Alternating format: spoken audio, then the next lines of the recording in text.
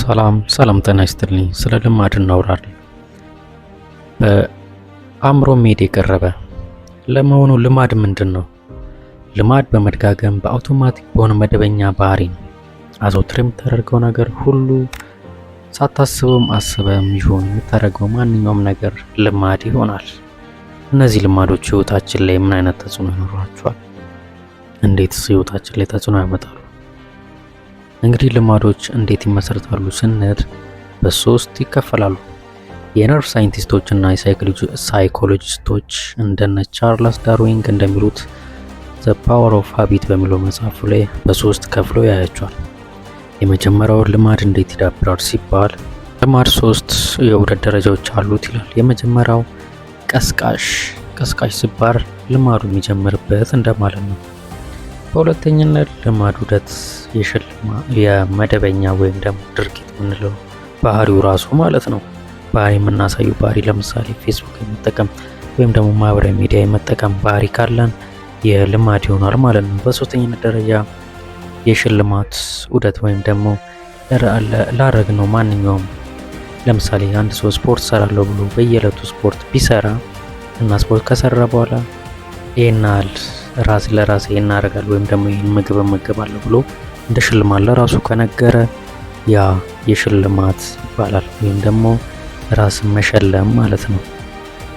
ሶስቱን የልማድ ባህሪዎች ካየን ልማድ በሁለት ከፍለን ማየት እንችላለን። የመጀመሪያው ጥሩ ልማድ ሊሆን ይችላል፣ መጥፎ ልማዶች ሊኖሩ ይችላል። ለምሳሌ ጥሩ ልማዶች ህይወትን ያሻሽላሉ። ለምሳሌ አካል ብቃት እንቅስቃሴ፣ ማንበብ፣ ገንዘብ መቆጠብ።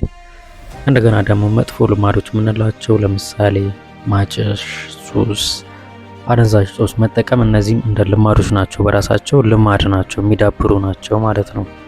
ልማዶች ለምን አስፈለገ ከተባለ ልማዶች ማንነታችን ይገነባሉ። ማንነታችን የልማዳችን ነጸብራቅ ነው ማለት ነው። ለምሳሌ አርስቶትል በአንድ መጽሐፍ ላይ እንደሚለው ከጊዜ ወደ ጊዜ ልማድ በ1% የምታደርገው ማንኛውም ልማድ በአመቱ 360 ሆኖ ይመጣል ማለት ነው። ለምሳሌ አንድ ብለን የጀመርነው ማጨስ በአመት እንደ መግቢያ ስለ ልማድ ይናል ካልን እውነታውን ደግሞ እናውራው። የወደፊት ህይወታችን የሚገነባው ልማዶቻችን ናቸው ወይስ ተነሳሽነታችን ካልን ለምሳሌ ህልሞቻችን፣ ግቦቻችን ወይም ደግሞ ተነሳሽነታችን ህይወታችን አይወስኑም። የሚወስኑት ልማዶቻችን ናቸው። ልማዶቻችን የሚሰሩት ጸጥ ብለው ነው የሚሰሩት። አንሰማቸውም፣ አናዳምጣቸውም፣ ግን ይቆጣጠሩናል። የሚቆጣጠሩን ውጤት ካመጡ በኋላ ነው። መጀመሪያ ላይ አናያቸውም ማለት ነው። ስፔሻሊ እንደ ኢትዮጵያውያን መስከረም አንድን ሁላችንም መስከረም አንድን ሲጀመር ግቦቻችንን እንጽፋለን፣ ማንቂያ ደወሎችን እናዘጋጃለን፣ ምናልባት ስፖርት እንሰራለን። በኢኮኖሚያችን ላይ ደግሞ የምናሻሽላቸውን ነገሮች እንጽፋለን። ነገር ግን ወደ ተግባር አንለውጠውም። ለምን ከተባለ እነዚህ ተነሳሽነቶች እንጂ ልማዶች ስላላደረግ። ምክንያቱም ተነሳሰን እንጂ ወደ ልማዶች አልቀየርም። ይህም ወሮቹም ሳይቆይ 2-6 ወር እነዛ ያቀናቸውን ነገሮች ሳናደርግ እቅዶቻችንን ሳንገመግም ነገሮች ተበላሽተው እናያቸዋለን። ለምን ከተባለ ምክንያቱም ተነሳሽነት እንደ ብልጭታ ነው፣ ነገር ግን ልማዶች እንደ እሳት ናቸው። ለዚህም ነው ልማዶች አስፈላጊ የሆኑ ልማዶች ቋሚዎች ናቸው። ተነሳሽነቶች ጊዜያዊዎች ናቸው። የትናንሽ ልማዶች ኃይል እነሱ የማይናገረውን ነገር ሊሆኑ ትላልቅ ለውጥ አስፈልጉ። ከትንሽ ጀምሩ፣ ግን ተከታታይ ያርጉት። ጥርስ መቦረሽ ለ2 ደቂቃ ይወስዳል። አንድ ገጽ ለማንበብ 1 ደቂቃ ይወስዳል። አንድ ብርጭቆ ለመጠጣት 10 ሰከንድ ይወስዳል። ግን ያን በየቀኑ በተከታታይነት ብናደርግ ልማድ ይሆናል። ያ ትልቅ ይሆናል ማለት ነው። አንድ ፑሻፕ ብንጀምር ስፖርት ለመስራት በወሩ 10 ይሆናል ወይ 30 ይሆናል ወይ 15 ይሆናል። ግን በቀን አንድ ፑሻፕ መስራት ይጠቅማል። አንድ አረፍተ ነገር መጻፍ በወር ውስጥ 10 ገጽ ይሆናል ወይም መጻፍ ይሆናል። $1 መቆጠብ በወር 10,000 ይሆናል፣ 5,000 ይሆናል እንዳቆጣጠባችን። ስለዚህ ከአንድ ጀምር። ስኬት ሁሉም ነገር በአንድ ጊዜ ማከናወን አይደለም። እነሱም ማሳየት ነው። አሰልቺ ሊሆን ይችላል። ከባድ ነገርም ሊገጥመን ይችላል።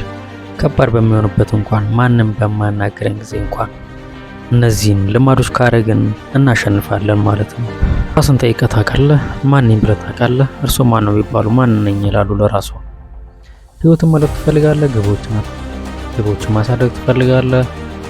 ተጨማሪ ማንበብ እፈልጋለሁ ወይም ደግሞ አልፈልግም።